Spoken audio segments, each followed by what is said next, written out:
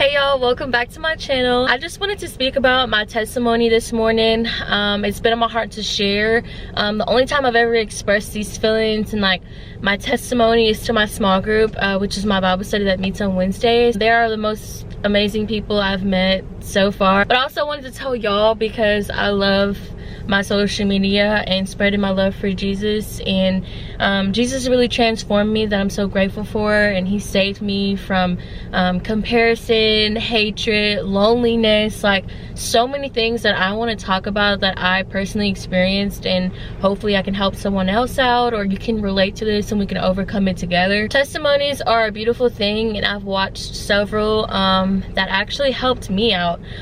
Even when I wasn't a Christian, I would just watch them because I'm like, I want to change, I want to be transformed, like I want to be redeemed, like I want to be all of these things, but you know, how could I do it? And I'm gonna tell you guys exactly what I experienced and how I dealt with it and how I got to the person that I am today, because the Christian Kenny now is thriving, and I don't want to go backwards. I don't want to look back. I don't actually regret any of these things because it helped me to who I am today, and I feel so much more matured in the word and just my own relationship with Jesus, you know, no one else but me. Almost like a little tunnel vision here. Yeah, I just want to share my story and hopefully help someone else out. It's been on my heart to share it. Stay tuned and let's get into it. I want to start with a little backstory about myself. I grew up in a Christian household. There was no doubt about it. It wasn't really strict or like forced on me, but that is how I grew up.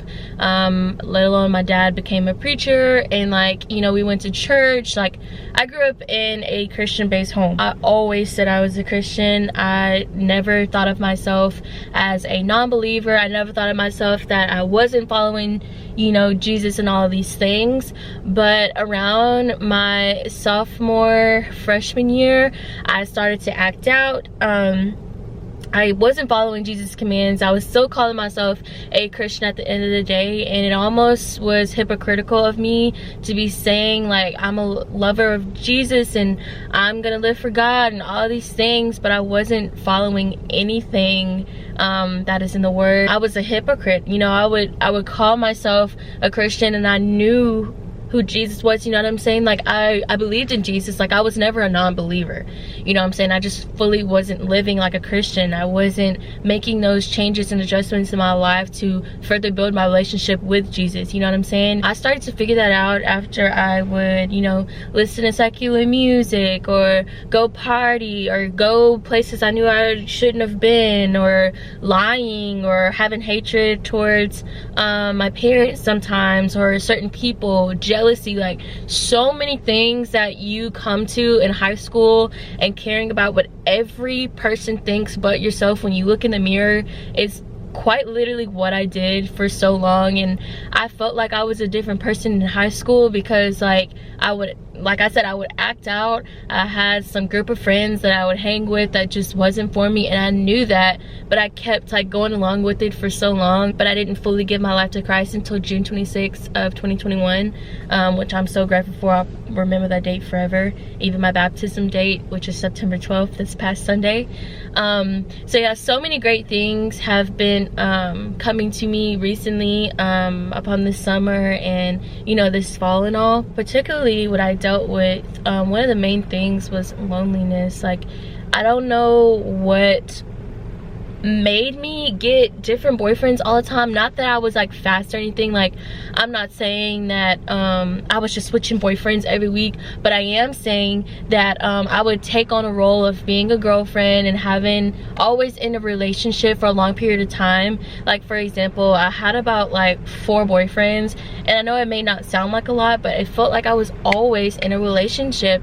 And I finally thought to myself that, you know, once I was saved and gave my life to Christ, I was like, Kenny, you were just in a funk of loneliness, you know what I'm saying? I didn't know how to deal with being alone. I always wanted a boyfriend. Like, I stayed in relationships. Now I'm single and I'm thriving and I'm happy, and no right now. But back in high school, I just caught myself, you know, just being in a relationship with a boy all the time. Like, I never knew how it felt to be alone, and I'm honestly dealing with that a little bit right now, because it's like no one wants to be alone, you know what I'm saying? You scroll on TikTok, you scroll on Instagram, you scroll on all of your feeds on all your social medias, and you see all these happy couples. So it gets to you sometimes, you know what I'm saying? Especially being young. Like, I'm about to turn 20 in January, so it's like everyone wants that special someone, but it is okay to wait on the Lord, to send you that man of God, and to be patient, and all of these things that I'm learning now, to become okay with it.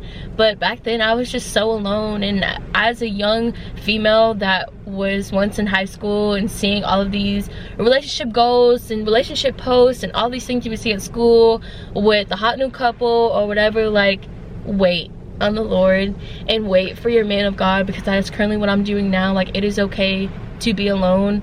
You have your friends, you have family, you have so much other things to be worried about than a boy. So that was one of the biggest things that I dealt with, because I felt like I always had to be in a relationship, and those relationships led to heartbreak for the most part, because obviously it wasn't my man of God that was needed to me just yet.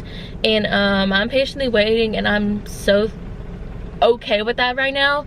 And that's what I wish a lot of other young people could see, because it's just the new normal. Like, you have to be in a relationship, you have to, you know, do all this stuff, be married, have babies and stuff to be happy. Like, no, girlfriend, be happy where we at right now. It's okay, you know what I'm saying?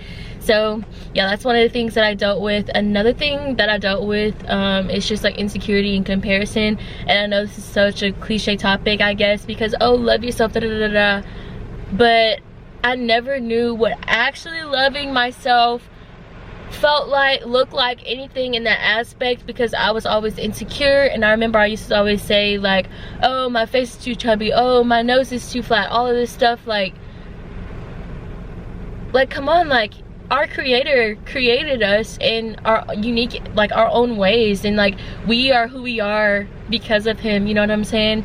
And I should be thankful that he even gave me a life and put breath in my lungs and gave me strength through him, you know what I'm saying? So every time I look in the mirror now, it just makes more sense for me to do my affirmations and just to love myself, you know what I'm saying? And I mean, it, like I said, it's such a cliche topic, but it's like, for real, that's where most of it, you know, the anxiety, depression, and all that different stuff kick in. And I feel like it starts within ourselves. When we chase after the world, when we chase after all these things, when we chase after boys, we chase after money, literally the list goes on. But I feel like the very last thing I did was put myself first, which yourself should come first. And it's kind of like sad looking back on myself, because I remember just trying to either fit in or keep my little boyfriend that I had at the time, you know what I'm saying, when I should have been focused on my relationship with Jesus, my schoolwork, my family, like stuff that really mattered. And I was chasing the world at that time, you know what I'm saying? So, you know, love yourself, that's another thing. So the loneliness, it's okay, you know what I'm saying, to be alone and to stand alone. And second is to love yourself. Those are the two huge things in high school for me that I struggled with so much. And kind of tying into that is I would chase the world. And I know we may hear that a lot, but it's so true, because I would literally do what everyone else is doing, worry about everybody else but myself, and focus on my goals, my path, my walk with Christ, you know what I'm saying? So it got a little difficult for me to keep friends around or to do my own thing or stuff like that, because I was always chasing after everybody. Like, people might have not noticed it, but I noticed, like, looking back on my feelings and, like, you know, stuff that I used to feel, go through and stuff like that, I'm like, you were worried about the wrong things, Kenny, you know what I'm saying? I also want to talk about, like, being an upperclassman, you know, in high school. Like, it's your last 2 years, we want to live it up, like, so bad, be like everyone else, look cool and all this stuff. Like, I caught myself, you know, going to parties and just a totally different person that I don't know who that person is now. Those 2 years, I was still trying to find myself, still doing stuff I wasn't supposed to do, just being a follower of the literal world and idolizing so many celebrities and just learning song lyrics and just all this stuff that I was feeding into my heart. And I didn't know it was doing any damage at the time. Like, I thought it was just okay. I thought I was just living as, you know, another teenage girl, you know what I'm saying, and trying to do what everybody else is doing. I never got into drugs, really. I would drink underage, and I know I shouldn't have done that. and I never even told my parents either. But yeah, I would get into drinking. I wouldn't get drunk, but you know, tipsy. I would think like, oh, I'm okay. It's just the limit of being tipsy. I just can't get drunk, you know, trying to be that hypocritical Christian, trying to test the waters. Like, no, Kenny, like your old self. Like, I was trying to live the best of both worlds, you know, being a Christian, I'm saved, I'm gonna make it into heaven, but then living it up on, you know, another day. That just it's not me. And I don't know what I was trying to prove to other people, or what I was trying to prove to myself, or even testing the waters like I thought I was. Like, no, sister, you're already there. Like, you're already there. So there's no, like, you know what I'm saying? So I just knew that I couldn't keep living the best of both worlds anymore, whether that was testing the waters. Hey y'all, so one thing that I noticed I didn't talk about in my testimony was that, you know, before I was saved in high school, hanging around certain people, once you're around it so much, I feel like you become a part of it in a way, and I feel like that was what I was doing. I had a really bad, like, potty mouth at one point. Like, every sentence that came out of my mouth was curse word, and I used to didn't be like that, you know what I'm saying? So I feel like as you get to high school, you meet new people, you see new things, you hang around a different friend group. Like, so many things can tie into that, but that was another thing that I had to get out of. I don't know what was wrong with me and my potty mouth, because I knew I didn't use that mouth at home, but I used it at school and, like, when I wasn't at my parents and, like, stuff like that.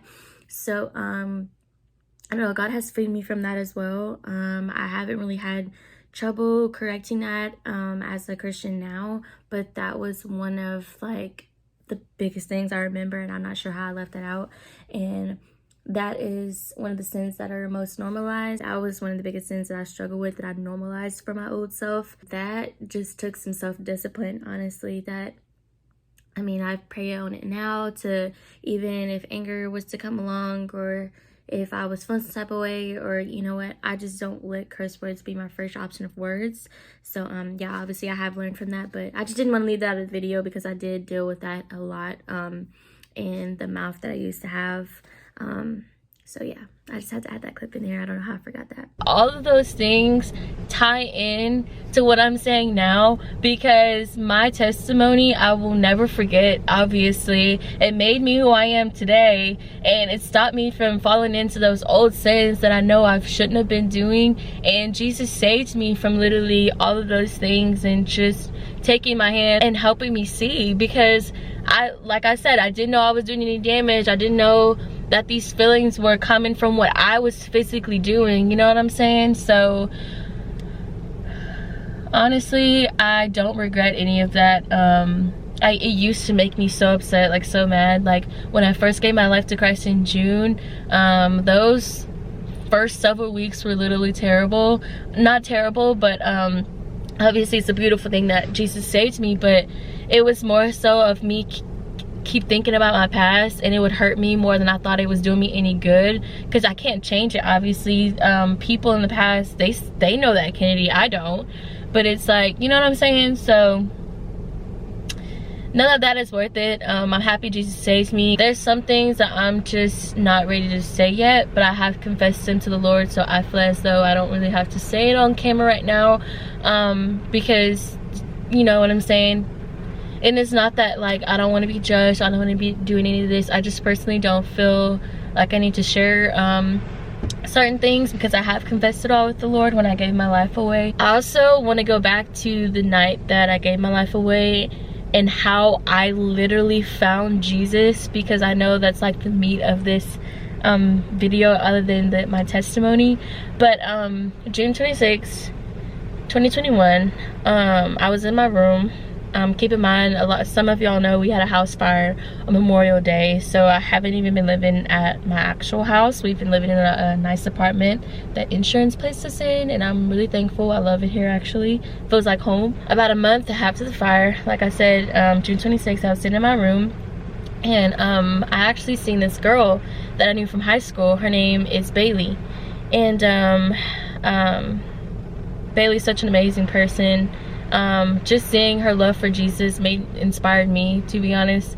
And anyway, I went on Instagram and I was already battling in my mind about what did I want to do with my life, where did I want to take it. I know it's right, but I don't want to do it. I want to live da da da da da da. So like I was doing that in my head. So you know how we just drown our thoughts with either food, or you just skip over what you're actually feeling and you take your phone and you go on social media. That was me, you know what I'm saying? I was battling. I was like, I'm done, I'm not doing this right now, I'm not doing it. Went on Instagram, just scrolling, and I seen something that Bailey was in. The smile on her face just brought me joy. I was like, oh, she looks happy.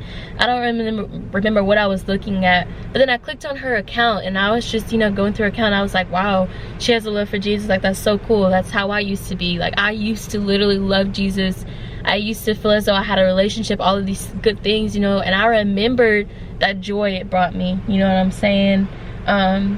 So I ended up contacting her. I was like, hey, like, could you help me out? Like, I just want to start by at least, you know, buying a Bible, my music, all of these things. Like, you know, in my mind I was like, I really want to change. Let me just contact this girl. I remembered her from high school. We were never friends in high school or anything, but I knew of her. So after we texted and stuff, and she kind of told me, hey, if you need anything, I'm here. Like, and you know, people say that, but I don't know what was so genuine and pure about Bailey, but I listened and I was like, okay, thank you. Like, if I need any help, you know, I'll hit you up. So ever since that night, I just sat in my room. I confessed all my sins to the Lord, and I accepted Jesus Christ as my Lord and Savior, and I just felt so relieved, and I repented for all of my sins and like my old life that I lived, and I didn't want to do that anymore. And I was just sitting there crying. I was just like, man, I want to be with the Lord, man. I can't live this life no more. That I can't chase this world no more. I can't deal with this loneliness or the hatred or the comparison. I can't not just love myself that He created me to be. You know what I'm saying? So I wanted to be freed from all of that. I wanted to be redeemed. I wanted to be made new, y'all. So June 26th is so special. I was just in my room, like, bawling my eyes out, you know what I'm saying? Like, really giving my life to Him, and I wanted to start my walk that night. And I just feel like this is why we are meant to love people. This is why we're here to spread the word of God. This is why Christians are here to just do all of these things to help out, because I honestly feel as though I would have found it later, but for some reason I found that one smile. You know what I'm saying? And it sounds like so cliche, but it's so true. And I mean, she's absolutely amazing. But so that's how I truly found Jesus. And I had been battling before I contacted her.